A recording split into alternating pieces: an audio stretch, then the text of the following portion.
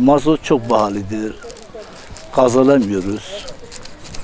Peynir alıyoruz karşılık, para. Haftaya bir gün bu köye geliyorum. Yani mesleğimiz iyidir, çok şükür ekmeğimiz çıkıyor. Ben merkezden alıyorum. Ayrı ayrı çeşitleri alıyoruz dükkanlardan. Başka o kadarız.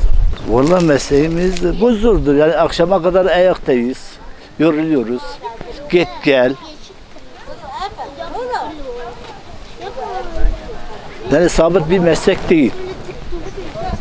İş olmadığı için bunu başladık. Bunu işte ekmeğimiz bundan çıkarıyoruz. O kadar. Evet. Hep kadın eşyasıdır. Erkekleri satmıyoruz. Kadın bayan üzeridir hepsi de. Bayandır. Erkek zaten bizden almıyorlar.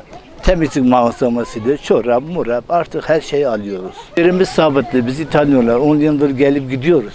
Yanımıza geliyor. Yabancı gelirse gelmiyor yanımıza. Köylerimiz de küçük. Her gün bir köye gidiyorum.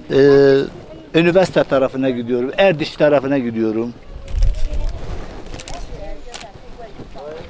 Bazı başkalar tarafına gidiyorum.